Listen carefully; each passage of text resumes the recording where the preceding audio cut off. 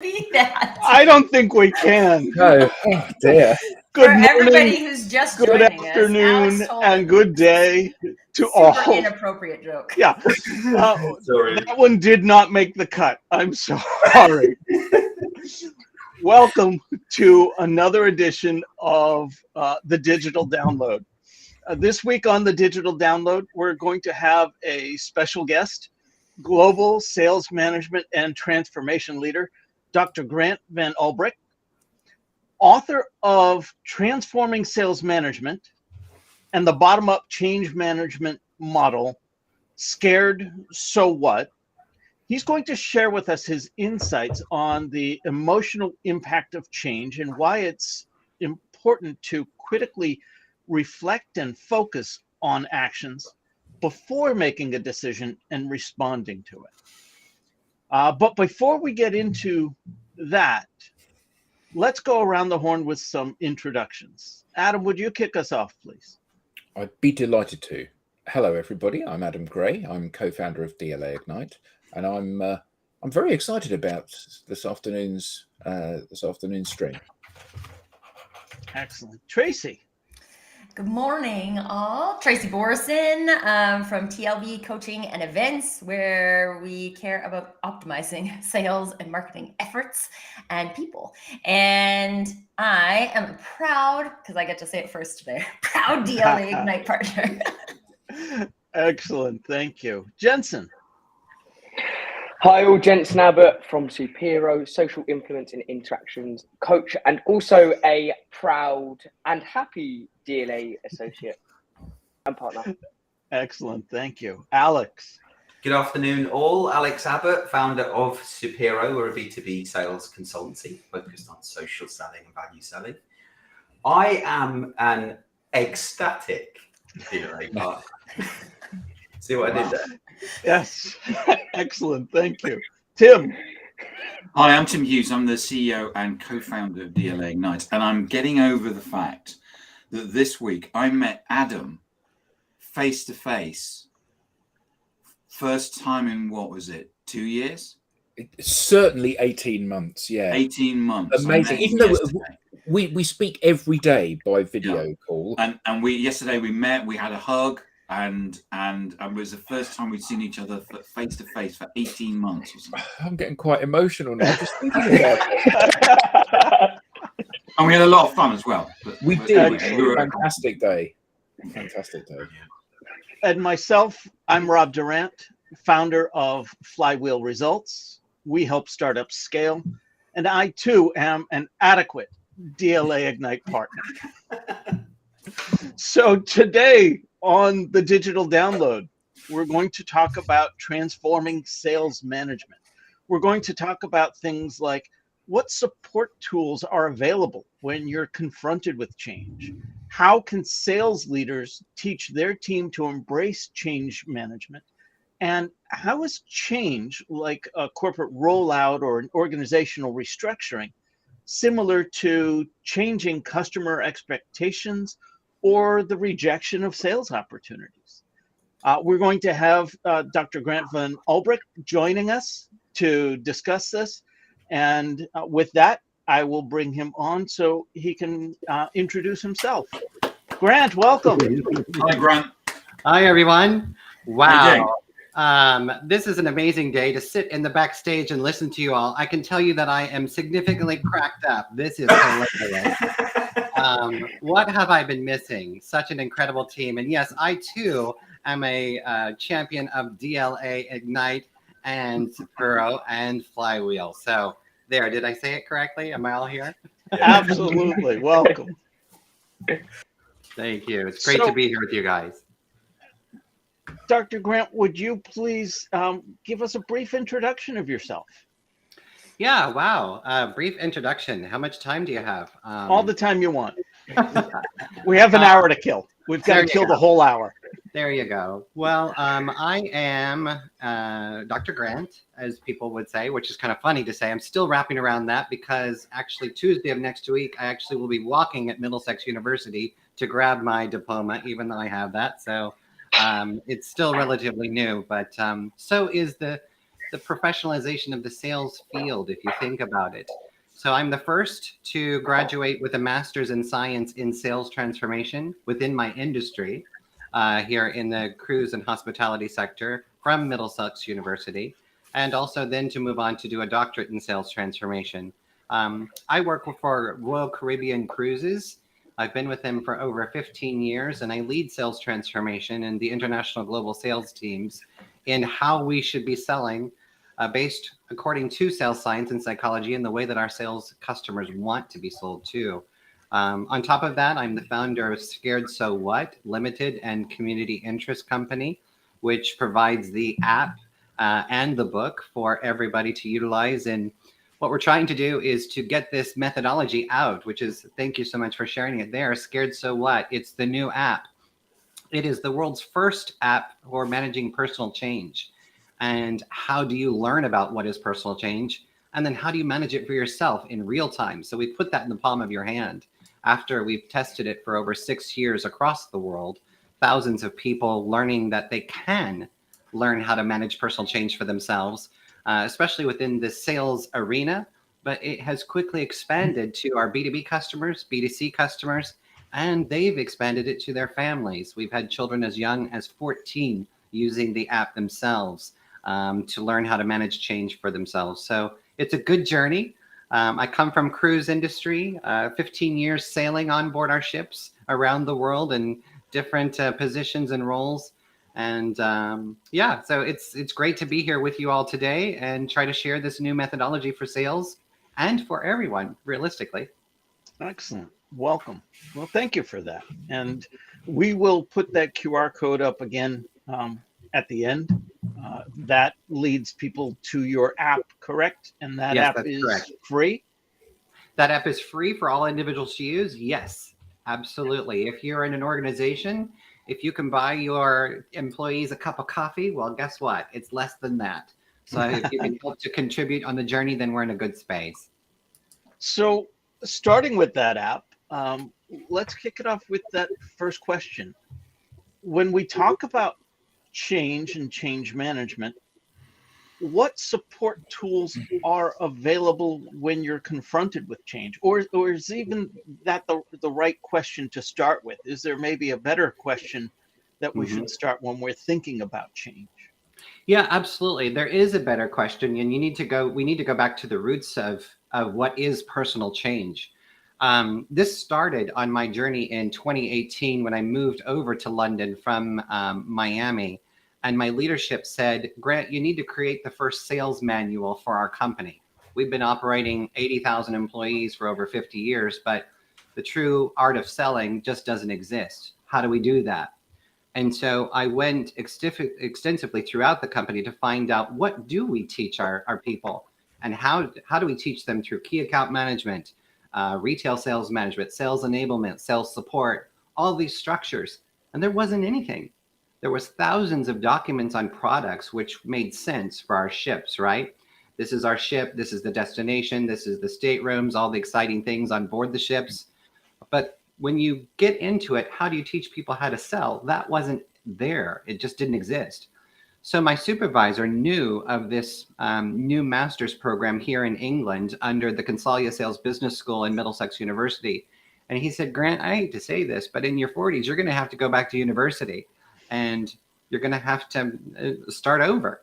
And would you do that? And I said, yes, I'd be happy to do it. So in the master's program, module 4 is about leading sales transformation. And as a sales leader, we were required to learn all of the global organizational change models and structures meant to be to apply on our people. And that's where I had a problem. So as the only American in the crowd with, and this, mind you, the cohort is with senior vice presidents, vice presidents from all over the world. And here, little Yankee American raises his hand and says, I don't think this is appropriate. And my professor said, what do you mean? And I said, well, people can accept change, right? Do we agree with that? And I think all of you would agree we can accept change. But can people reject change? Yes, we can reject change. Great. So we all agreed on that. But these models that you're expecting me to use within my business practice, they're all prescriptive and say that people will magically accept. Where's the model to help the individual? And they said, well, some of these apply to that. And I said, but again, what happens when they reject change? It was silence. They said, well, that model doesn't really exist. I said, spot on. So what do I do now? You're teaching me, Masters of Science, leading sales transformation. What am I supposed to do for my sales force around the world to help them embrace change? And they said, maybe you need to create the model. So that's what I did. And so in the research, it starts, to your point, it starts out, what is personal change? And you think to yourselves, each one of us, have you ever been taught how to manage personal change for yourself? No? Tim? No. Alex? Tracy? Adam? Rob? No, I Denton? don't think so. Yeah. So in your personal life, whenever you went to your mom, dad, brother, sister, a supervisor, a teacher, or anybody, or maybe even your boss today, doesn't matter what point in your life, we all experience change. But when you had a change situation and you went to somebody, say I went to you, Tim, this is happening and I don't know what to do. The best you could give me is, oh, you'll be fine, Grant. I was going to say, just get on with it, Grant. Yeah, just get on with it. I hear that a lot over here in the UK. Just get on with it. And I love it. It's brilliant. But my question is, does that make you feel good? Is that any advice? Is that anything to help you manage that change? And the answer is no. Exactly. It's not. Your body and your mind is saying something is wrong. I need help. We need a way to get through this. It doesn't matter if it's a positive change, like you're getting a new job, getting a promotion, buying a house or a car, getting married. Think about that. Guys, the groom standing up there, you're stressed, but it's supposed to be the best day of your life. So it doesn't matter if it's a positive change or a negative change. Your body goes through the same situation. And the best that people can do is offer us a platitude and just say, hey, just get on with it or you'll be okay. But that doesn't help you. So there was no model. And so what I wanted to do was identify what is personal change. And it is any change that happens to you, for you, with you, or about you. It's not about the organization. Organizational change models don't apply at this moment. It's about you. And so that's where the scared so what methodology came. And scared focuses on you and your feelings so that you can slow down and you can critically assess and reflect on what's happening so that you can make an informed decision rather than an assumption. Because we all know what happens when you make an assumption, right? You usually get it wrong. But that's the process. We want to get through scared, make an informed decision. But then again, where all of the organizational models fall flat, so what? So what does it mean? Or so what can I do about it? And we've had many of my sales teams say that as well too. You give a direction, you tell them what they're supposed to do, and they're like, well, I don't understand. So what should I do? And that's where you create your own so what. What's your strategy? What options could you include? Do you have a way forward? What actions could you take? And can you take ownership? So it's a methodological process. And right now we've put it into an app for you to actually learn what is personal change. You can take a quiz and see in real time your results, where there's an expert telling you what the results mean. And you can then make an informed decision and move on to build your own so what, so that you're making change happen in the way you want. Does that make sense? Yeah, it does. I have a question. So Yeah. I guess the question is two questions, really. So the first of them is, we work in the B2B space and we help organizations go through organizational change around how they have conversations from the individuals to their target markets. And I guess the part of the change so what thing, you can make an informed decision, but the informed decision ultimately is that the change is going to happen. You're going to be part of it or you're not, which may mean that you stay in the business or you don't. And Exactly. that's kind of that's out of our remit, because that's between the business and the individuals that work within the business. Yeah. But the individuals, we're asking them to adopt a different behavior. And you talk about scared. Mm-hmm. We see that with every single person that we train. They are scared because we're asking them to do things that they've not done before. We're asking them to talk about themselves and feelings rather than their job and facts. Yeah. And they see this as a huge risk. So can we use this methodology to help them through the process of embracing the new behaviors that they're going to need to adopt, not because we tell them to, but because that's what's needed in the modern world. Absolutely. Adam, I'm so glad you said that. And thank you for that, because it's spot on. So again, you think of, let's just go back for a second. Today in your leadership practice, how many of you supervise employees or supervise teams or supervise B2B customers? Yeah. Great. Excellent. Have you ever implemented a change to your teams and then ask them, do you accept this change, Alex? Tim, are you on board with this change? Tracy, can you support this change? Rob, will you be okay with this? And can you help us make this change go forward? Typically, we don't ask those questions. It's the rule of the ballpark. Exactly. As the person who owns the ballpark makes the rules. Exactly. So if I'm functioning, this is where you get into leadership styles as well, too. If I'm a transactional leader, I'm going to tell you what the change is, and you are going to do it. Tracy, your role is this. Rob, your role is this. Tim, you'll do this. And Jensen, you'll do everything else to make sure everybody's involved. Right? Ready? Go. There, I'm a leader. I led. We're all done, and I can pat myself on the back. It's going to go wonderful. Yeah, boss, I got that covered. I'm leading. Good for you.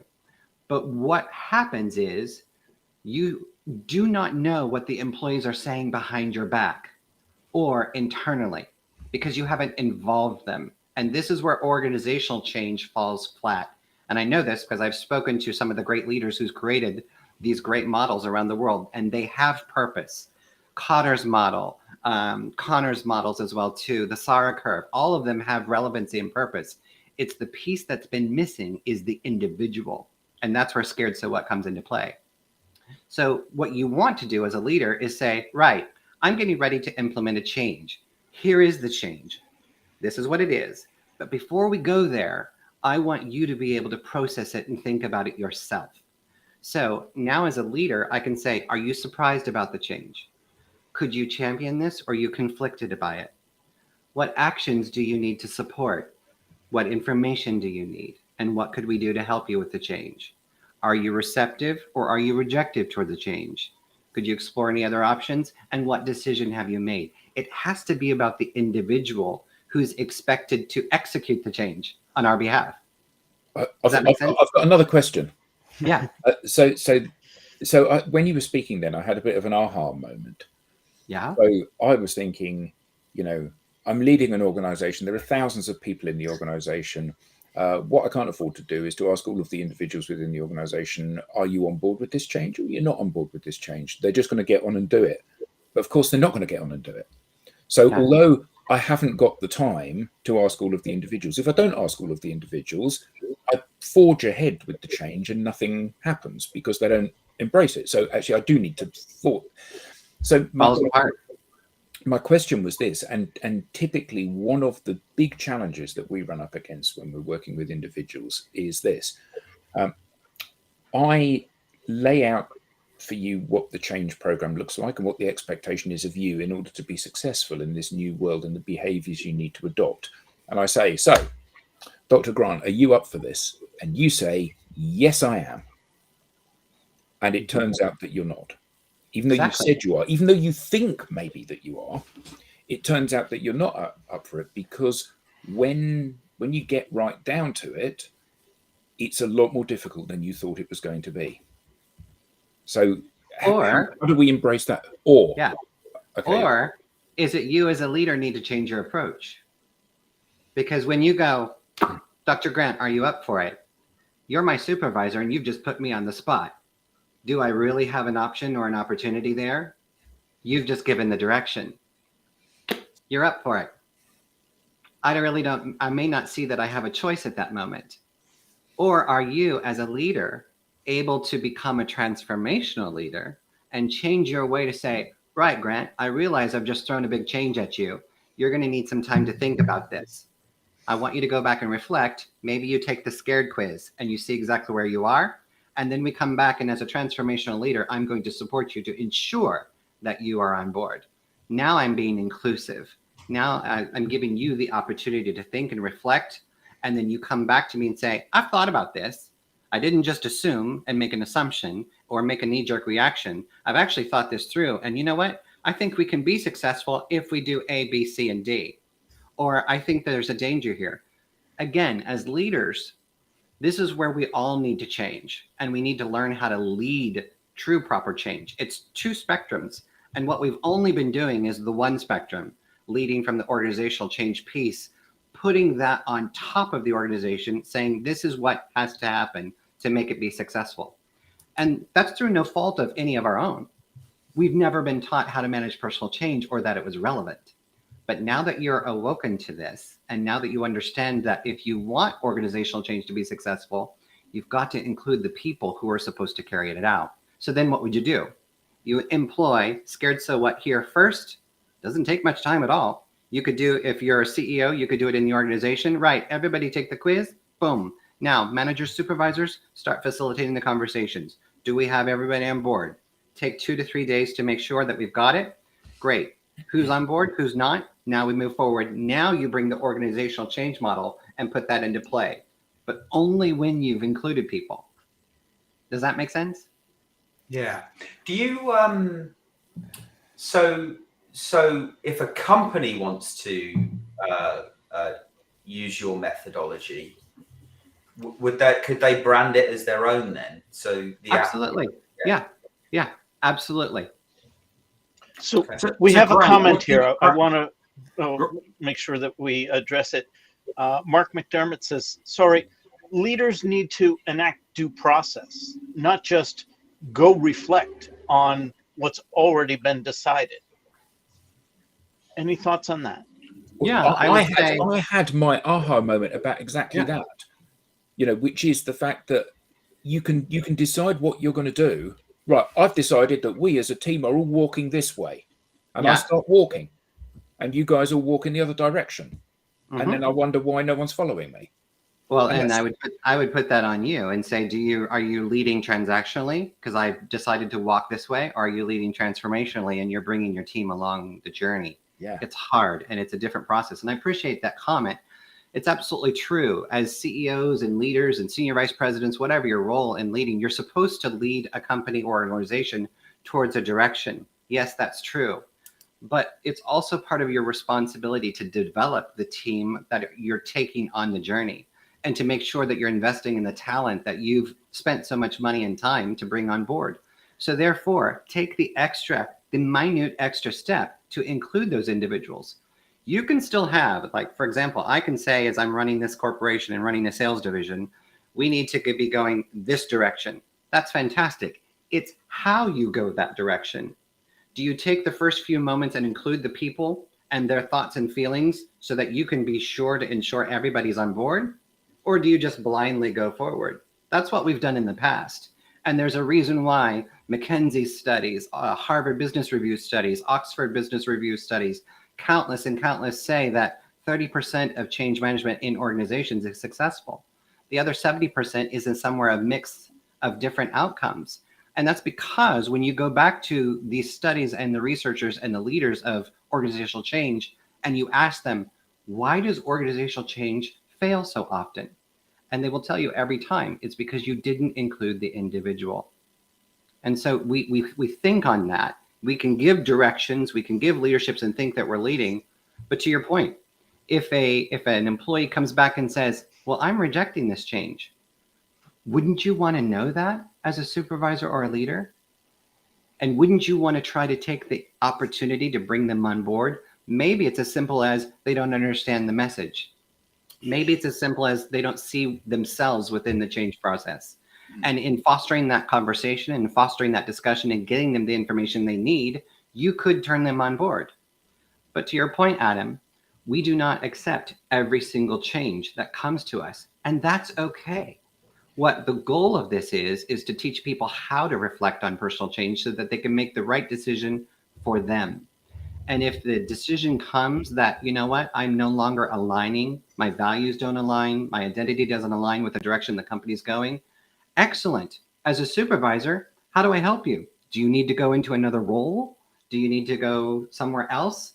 Because my job is to protect the company and you, because you're a part of it. But if you're choosing not to be a part of it, then no skin, no loss. How do I help you? How do I help you get where you want to be? Life's too short.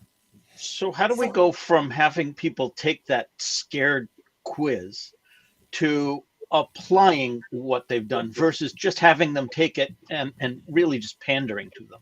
Oh, we Yeah. think we care about you, but we're not going to even read the results.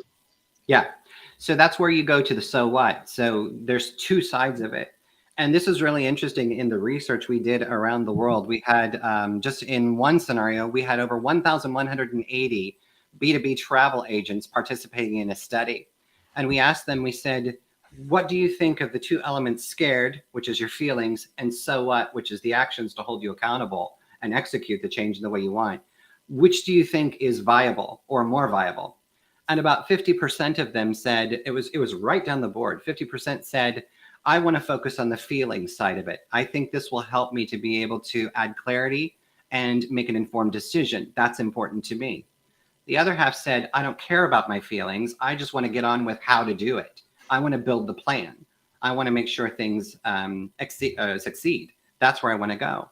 But we said, okay, so out of that, is one more valuable than the other? 98% came back and said, you must do both. Even though I lean towards one side or the other, you must do both. If we're learning about what is personal change and we're starting to include the individual so that the process can work and be more successful, we need to embrace your feelings. And then to your point, how do you enforce it so it's not fluff? You go on to the so what plan. And as a supervisor, show me, what is your so what plan as you've built it out in your app? Okay, this is my strategy. These are my options. These are my opportunities. This is my way forward. Here's how I'm going to take actions to make sure the change happens. And finally, the T, which is taking ownership. These are the milestones that I will achieve so that I can make sure the change happens the way we all want. And by doing that, what you're doing is you're facilitating the coaching process, right? So we all know transactional leadership. I point and I tell you what to do. Well, guess what? Yeah, you get 50% of me, you get 100% of me. And when you lead that way and it doesn't work, I can say, well, Tracy, you told me what to do. I did what you said and it didn't work. If you utilize true proper coaching, which is what this model does, it allows for self-coaching and also a supervisor to chime in. It transfers ownership. And then the employee is actually making their own plan. And when they make their own plan, they're more susceptible to actually ensure it's successful. That's what you want to do. Now, eventually you want to get away from the app. You don't need to use this from every single thing, but once it becomes a skill set, then you're perfect. When change happens to you, you stop yourself, right? Am I scared? Am I surprised? What am I thinking? Can I make an informed decision? Yes, I can. Move forward. What's my plan? Now you're teaching people how to become informative, decision, critical, reflective thinkers versus just, oh, well, Tim, I don't know what to do. You tell me what to do. Sure, I'll do what you said. Does that make Tracy, sense? you had a question? Tracy. Yeah. Yes, I have a question. So, because to me, this is feeling like almost a like cultural transformation for some organizations. They're going to say, my change management hasn't been productive, so I'm going to try something new. This, I love everything about this, by the way. But I mean, in my experience, I have not, while I've had like some people I would consider good managers, I like this skill set is still so new, both from the leadership perspective and from the receiving employee perspective. So I like to call it corporate trauma on a employee's perspective of like, do I even tell the truth on this survey that now I'm being told to do if my experience of the organization is that it's transactional, right? Like, so how does what are the important things in the feel of how this happens, going back to the emotions versus like, it seems easy to just like get an app, do the things, right? That's a very like, so what piece of it. How do we make sure that the feelings part of it, maybe that the feelings part of it is agreed to before we decide to switch our model? Yeah, well, and you know, it's spot on. When I first created this model in the master's, my master's program was a work-based study. So here at Middlesex, what you do is you go each quarter, you learn, and then you go back into your workplace, and that's your research pit. So you're actively building and learning within your organization, making real world change. So we built this within Royal Caribbean International pre-pandemic. And then the pandemic happened. And it was so shocking. We were over here in Europe, and our Spanish office, our EMEA teams, we had to close down the Spain office. And as you know, there's a consultation that happens. And so there's a slow process, right, until that happens. Human Resources said, Grant, you've built this model in your master's. Can you now start teaching it to everybody? Because people are literally freaking out. They don't know what to do. And we expect everyone's going to completely check out and leave. So we need them to do their work until we do close down and leave. But there's a feelings part that we've got to manage somehow. We don't know how to do that. So I brought it out, and we started teaching and holding workshops with all of the individuals. And a miraculous thing started to happen. People actually were doing their jobs. So in that situation, hundreds of people were losing their jobs, and we thought they're just going to check out. But once we taught them how to think about their feelings, they then made their own informed decision and came back to us. They started showing up to supervisors, to our VPs, to our directors, to HR going, here's my so what plan. I need this from you. I need to move forward. I need this to make sure that I'm okay. And now I'm going to go back and do my job. It was shocking how simple it was to give the people that forward. And then to your question, how do you provide the space for people to be real? People are dying to let their voice be heard in some way, shape, or form. And that's a bigger scientific discussion. If you look at Dr. Julian Birkinshaw's work of where we are living today in the democracy, people have two phones taking pictures of their food, of their social media everywhere where they live. We are living in an emotive environment to where people want to be heard. They want to be liked. They want to be seen, etc. So it is a generational gap. It's happening more so with the younger generation. People my age and a little bit older are a little hesitant to be all this touchy-feely, etc. But we're smart enough to recognize that we have to hit people at where they are today. So in doing this across our organization and with our B2B customers, our travel agents here at Royal Caribbean, we found that once you gave people a platform and a methodology to speak constructively about their feelings, it was relatively simple. And then you knew the process as supervisors and leaders to say, right, they're following the model. So they're not going away, assuming, making ill-gotten decisions. They're actually clearly reflecting right in front of me. This is brilliant. I can lead with this because now I can lead with real facts and real information versus, to your point, Adam, Grant, go do it. You're not on board. Ooh, surprise. I know you're on board right here with me. Yeah. Sorry, can I just ask one more follow-up question before Alex?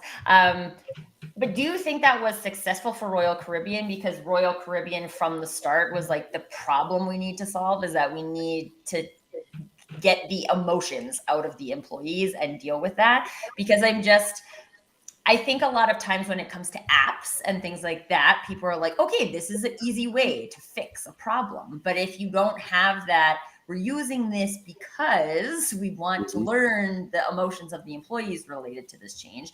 If you act like you can collect all that information, but if at the top level you don't care, then I just see that as a potential breakpoint. And if there's a way to kind of, I don't know, is there like a difference you've seen in like organizations who are open to thinking, talking this way, embracing emotions versus ones that are just like, they're almost built to be transactional? And in that case, what do we do?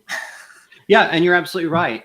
It's interesting. You know, I don't think it was a case at Royal because Royal didn't know what I was eventually going to build, right? And none of us knew the global pandemic was going to happen.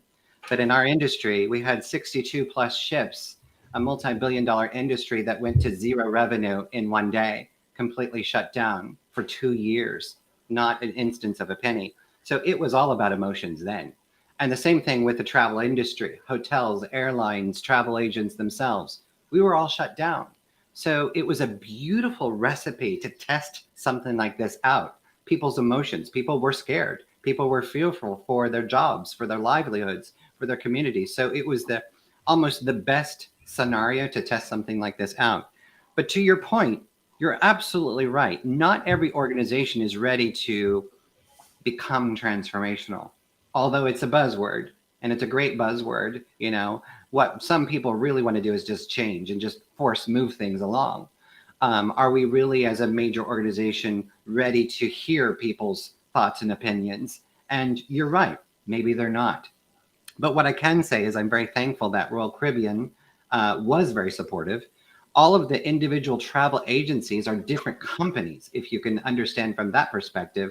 Thousands of different business units and business understandings, they embrace the journey as well too, because people were struggling and we've never been taught how to do this.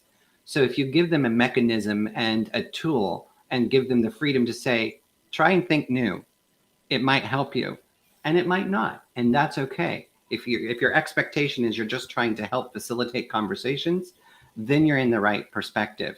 Now, going forward, will every corporation embrace this? Absolutely not. You're so right, Tracy.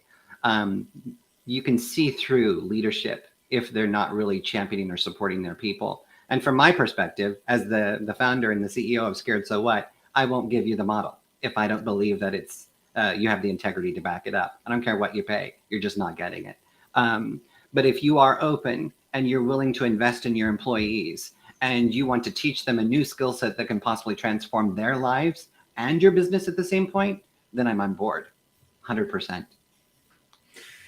So, you know, for a business and an organization that is, you know, making a decision to do some sort of change, transformational change that requires people to come along, how much of the success of that transformation is going to be based on the individuals using the app versus increasing the skills of the leadership team in order to then drive that change? Yeah. Well, if you look at existing change processes today, again, the global statistics will tell you that 30% of organizational change is successful. That's after decades of research and facilitations of the global models that are out there. They also confirm that the reason it's not successful is because the individual hasn't been taken along the journey. Now, I take that a step further. With Scared So What, the supervisors haven't been taken on the journey either. And actually, none of us have. As I just said to you earlier and asked you point blank, have any of you been taught how to manage personal change? And I think we all collectively agree, no. So to your point, Tracy, this is a cultural shift. And if I think of what is my purpose in life now, if I can leave behind a legacy that we taught people how to manage personal change for themselves, that is huge. You think of the school bully who has a change situation and doesn't know how to deal with it. They react the only way they know. And if you don't give them a mechanism for dealing with change, then they're not going to change. That bully grows up and gets into business, gets into life, and remains the same bully that they are in leading in transactional leadership styles. I'm hoping we can transform generations and cultures if they learn how to think this through. But Alex, to your point, the supervisors have got to come, this has to be a top-down approach. Supervisors have to learn it, understand the validity behind it, and the benefits behind it. If you want organizational change to be successful, that you're aware, right? Being woke, now that you're aware, the individual has importance to your change success. So therefore, give them the tools and the processes to learn about it, but you must be able to go along the journey, because supervisors and leaders must use a coaching practice if you want to be a development society and a development culture. If you want to be transactional, then just stay the way you are. You're not going to grow. You might grow a little bit, but you'll be left behind. And other than buying your book, obviously, you know, what does one do to get those skills? It's hard, right? Being the first. So what I've done is, and to Tracy, to your point, this research that we've done in getting this throughout Royal and to all of our travel agents, it was an Excel-based form. So Scared is a quiz. And it started out with 30 questions in an Excel-based. And we asked them in an algorithmic rhythm. We asked the questions over and over, different ways, so that we could assess what your feelings, your true feelings were towards the change. And it gave you an outcome. And then So What was a template for you to structurally build your strategy plan. We've only just put this into digital. So all the success we had throughout the 5 years of research was from Excel. People taking the Excel data, and they did it on their own. The app just launched the same time as the book just last month. So it's fresh and new. And I've made the app, Alex, free for every individual who can access and to download it. It's free for you to use. Just take it and learn. In the app, you will learn about what is personal change. Then you will have the scared quiz that you can take over and over again and save them. You can see your results. And as you click on your results, it explains what each answer means. And from there, it guides you to build your own so what plan. That's the structure as it is today for individuals. For organizations, you can take it as well too, but I control the gateway to Tracy's points. You need to speak with me and I will do an assessment with you and your leadership first on if I believe you're ready. Because I'm not going to just give it to a company that wants to just push this through as platitudes. If you don't believe in it, then good luck. There's nothing else out there. So I want to hold them accountable that way. And then I will help them to instill this cultural transformation into their organization. So you do have the book. It's all there. And the book leads you to the app as well too. And actively what I'm doing now is with my development team, we're making a business version as well too, so that it will have a lot of more capabilities on reporting, processes, sharing. I want the ability for an employee to be able to take a quiz and share it with their supervisor and then have a real so what discussion. And maybe they can collaboratively build a so what plan as a team. So that's where the app is going to go next for businesses to use and to grow. But somebody has to start, and unfortunately it's me. So this is the birth of something new. Dr. Grant, I'm going to put the cynic's hat on for a moment, if I may. Please do. So I hear all of this. Let's listen to our employees' feelings. It feels very woo-woo. At the end of the scared quiz, do we stand around and sing Kumbaya? Yeah. But the empirical part, where you're telling me more than 2 out of 3 change management programs fail, now you've got my attention. What can I expect by employing this methodology versus just going right into any other change management? Yeah. What you will see is you're going to see transparency start to happen when you utilize both. And my research proved that you've got to do both pieces together, especially within organizations. For individuals, you can take it and learn the methodology on your own.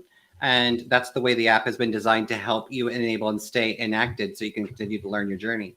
But within an organizational, you still need organizational change models to execute change transformation. It has to happen. But if you want more than 30% to be successful, you've got to include the individuals. And that's where all the research guides us. And in doing so, when we built this out here at Royal Caribbean, we also engaged our leaders of change management. And talk about a conflict themselves. They're like, who's this guy in sales school going to tell change management what to do? We've got the ad car. We've got the pro ski. We've got the John Cotter. We know how to do this. We've gone to school. This is our degree. Fortunately, I can say our leaders and directors of those programs were very open.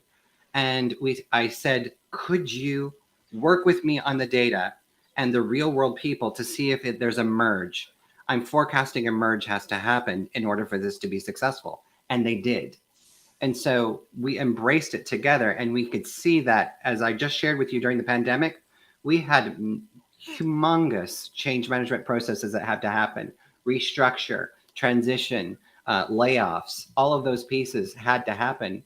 And when we put Scared So What and the organizational change models together, we saw success in almost every facet. So I would say it brings transparency to your point. If you want to include the individuals, if you want change to be successful, then you need to be a little bit brave and bring people along on the journey. Matthew Lampy asks, within your model, what does ongoing feedback look like? For example, someone may be all in at the start of a change process, but partway through have hesitation. Absolutely. And that's a great point, Matthew. Thanks for that. So this is where the responsibility, as I was just talking with Alex, I'm not just going to give this to every company and say, yeah, go ahead and go. This is where the leadership has to be responsible and understand how does the model work and how does the process work. And so if you've got a person, let's say you've initiated a change and they've done the scared quiz and the quiz shows green, favorable, great. You have a conversation with them. You're having a coaching conversation. You still have to do your job as a leader and coach them through that process to make sure, to Adam's point, you say you're on board. Now you've actually got a visual representation to confirm that your feelings are visual. How do you continue to feel? Can we move forward on your so what plan? And where you hold them accountable so that it doesn't filter out is that so what plan. So if I'm a supervisor, I would go, Rob, show me your so what plan to this. All right, this is your strategy. These are your options. Great. You've got a good way forward. Have you thought about this? Could you include this into your strategy? What will you use for your milestones to take ownership? So again, the way the tool works is it ties you into the individual you're working for on a critical reflection journey versus just assumption. So that way I can hold you accountable and I can help you to be accountable yourself. Does that make sense? I think so, yeah. So you brought this to us in the context of transforming sales management. Yeah. There's nothing specific to sales about this, is there? You're right. And that's where it's evolved. So I am a director of sales transformation and a doctor in this field. And it has started, this was all born in sales because what we wanted to find out was salespeople experience constant bouts of change. And as leaders in prior, before me even go to school, I never thought about that as a leader. I just was a transactional leader. And I said, my sales teams are supposed to do this. This is your quota. This is your KPIs. These are your targets. Go ahead and hit it. And this is what you're supposed to go do. But you don't reflect as a leader on the change that happens to a salesperson. That salesperson is caught in between two worlds. You've got the organization that they represent, the revenue management teams, the marketing teams, the KPIs that come at them. So it's all coming one direction. But then you also have the B2B customers that are coming the other direction. What happens when the agent is ghosted? What happens when they can't get responses? What happens when the deal falls through? What happens when the negotiation structure falls through? What happens when the finance falls through? So you've got a salesperson representing two entities, not just one. And that is a constant ping pong of change. And you bet it's personal because those people's livelihoods are on the line. Their bonuses, their structures, everything to pay to take care of their families. And as supervisors, we don't really think about that. And that's where this master's program really woke us up and said, if you're going to lead sales, and if you want to transition and transform sales, you've got to learn this skill set and you've got to be able to apply it at your work and your methodology. Shouldn't this be something that is on the radar of the change management companies? Because often leaders want to buy a package of change, don't they? I'm going to go to one of the big four, or I'm going to go to a sales transformation consultancy, and I'm going to get them to change how people sell or the organization to change. Yeah. And the leader, I mean, I guess the bigger the organization, the more the leader is detached from the people on the coalface. So isn't this something that the transformation business should be embracing and saying, okay, well, if you want to succeed, it's not just about the processes and the policies and the KPIs and the objectives that we put in, but it's also about how do we take people and get them to walk in that direction without us constantly shepherding them and pushing them. Yeah, and you're absolutely right. And the answer is yes, they should be. This should be taught in MBAs, masters, leadership programs, leadership development programs, consultancies, and yes, by the change management gurus themselves. It is brand new. It is barely just 6 years old from the start of the program. And it's how do we package that up and get it out? That's my next job as the leader of Scared So What, is to get it out to the world.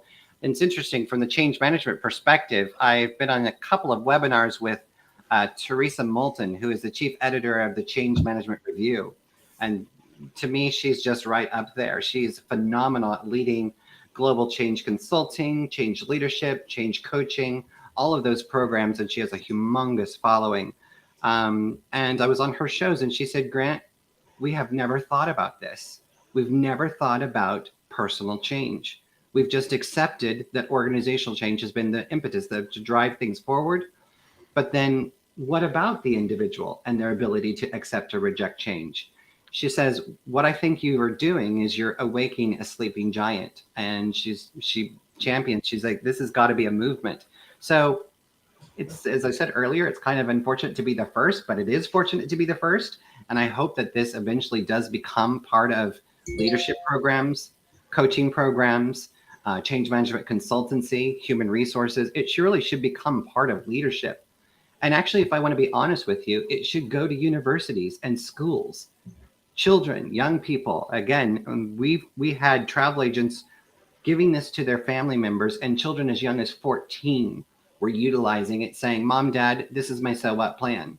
And it floored me. Yes, this was born in sales. I had no idea that it would be expansive to just about anybody and everybody. But yet we all have a common thing tied to us, change. And we all will experience it every day of our lives. So you're witnessing it kind of at its birth. How large of a scope must the change be to implement this? For example, going back to the sales department, new fiscal year, new quotas. Wait, let's take a moment and examine scared so what. How do you feel about the change in quota or the change in coffee vendor in the break room?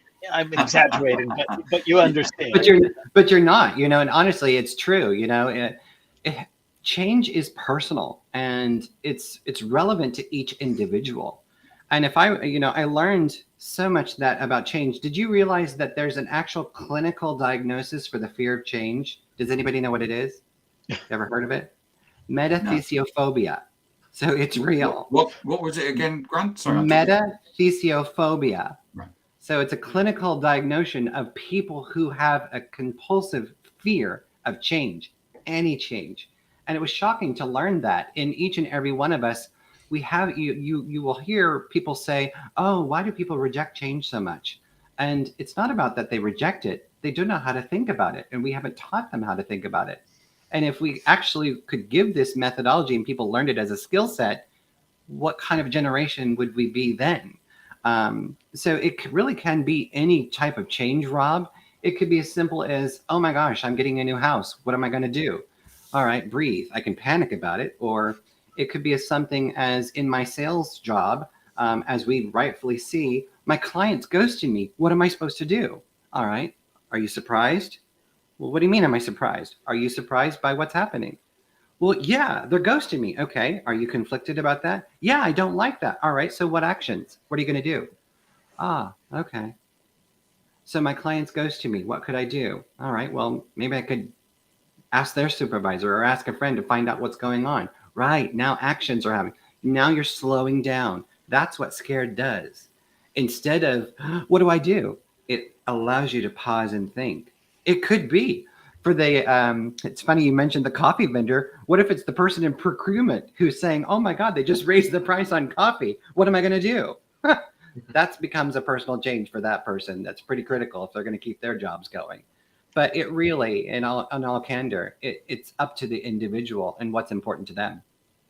You reminded me of an old mantra I was once taught. Where I am is where I am. Yeah. But where I want to go is up to me. That's true. And if I'm hearing you correctly, you're suggesting that we recognize something is going to be different. We pause and we intentionally act on that going forward. Yeah. And yours is a prescriptive methodology to help us model through that. Is that correct? Correct. Prescriptive, it's not meant to be prescriptive. Something I learned from Dr. Elizabeth Kubler-Ross. I don't know if you know her. She's unfortunately no longer with us in the world, but she is the first and foremost creator of the change curve, which is on death and dying. She's very, very famous for her research to helping people understand about that process of what they're going through. Her work has been constantly accredited to the SARA curve or the SARA model, which is shock, anger, resistance, acceptance. That is commonly found in business, and even it was taught in the university. I actually interviewed her son, who is the president and founder of her foundation, and he said, you know what, Grant? That's not what my mom wrote, and that's not what my mom meant in her model. Somewhere in business, people have adapted that. He goes, but what you're trying to do, and what I see what you're trying to do, is you're trying to teach people how to have a conversation with themselves first. It's not linear. Our minds are not linear. We're scattered in the way we think. We go back and forth. We go up with positive energy, down with negative energy. We're all over the place. That's what Scared is designed to do, is to give you a framework. You bounce around within it. But if you do, hopefully you will come out with an informed decision versus an assumptive one. Does that make sense? Absolutely. Yeah. There you go. I know we have just about 5 minutes left. So, Dr. Grant, I'm going to do two things. I'm going to first put the QR code for the app. Anyone that's interested in the app can download that. And second, I'm going to ask you to, yes, thank you, Tim. Shameless plug, Tim. Thank you. Woohoo! Second, I'm going to ask you to help us wrap up the thoughts here. What would you like people that have been viewing to walk away with, to think about, and also how can they get in touch with you? Absolutely. And thank you all. Thanks to each and every one of you for allowing us to have the voice to be here today to share this. I really truly think that we're on a movement to help the world transform their thinking. And as this was born in sales, and I realize that probably the most of our customers and listeners here are from sales, I implore you to learn this methodology. If you can learn to embrace true transformation for people, and you want to change your business practice, then you need to include the individuals along the journey. And as Tracy rightfully said, this can't be fake. And people will know instantly if you don't support this. This is not a process you want to be playing with to see if you can add something to your teams. You have to want to change your practice and develop your team members along the way. So this applies to anybody and everybody. The app is free for individuals for use. If you want it within your organization, reach out to me, let me know. If you just go to scaredsowhat.com, all of my information is there. You can even get the book, my new book, Transforming Sales Management, at a 20% discount when you buy it there. There's a code for you. And you can also stay in touch with me. I'm here to support you on the journey. And what I want to do is to get this out to the world so that we can transform the way we work, the way we live, and of course, the way we sell.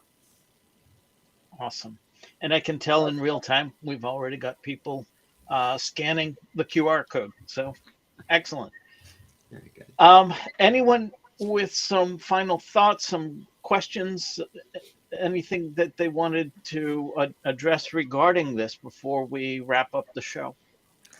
There was something that just came up for me more in terms of an example so when I came back from maternity leave, pretty much everything with my department was different. In Canada, we get a year, so that can happen.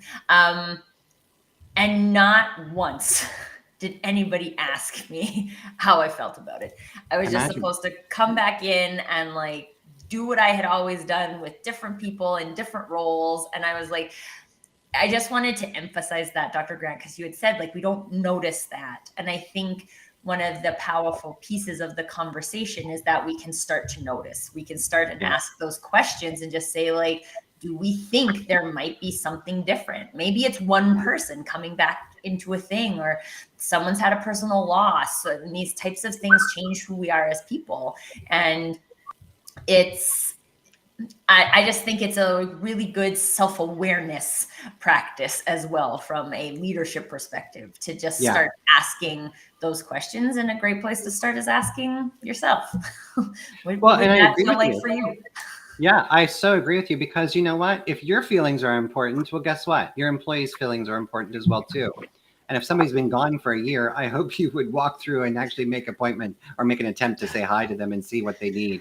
But you're so right. Gone are the days of the old machismo thoughts that, we can't talk about feelings. That's not where we live today. Again, living in a democracy, it's all about emotions. People want to be heard. They want to be seen. They want to talk. And the sooner we and leaders as business embrace that, the better our companies are going to be.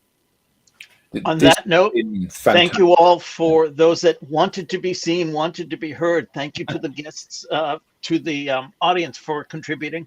Dr. Grant, thank you so much for your contribution today. An awesome discussion. If you enjoyed the day, if you have something to say, if you want to be a part of the digital download, We are always looking for new guests with brilliant perspectives like Dr. Grant. We have a QR code on screen here where you can find the Be Our Guest form on our website. Thank you again, Dr. Grant. We've again run out of time, so we've been cut off, but I wanted to thank all of the panelists, again, the audience, and most especially you, Dr. Grant. It's been an amazing edition of the Digital Download. Thank you so much. Thank Team, you.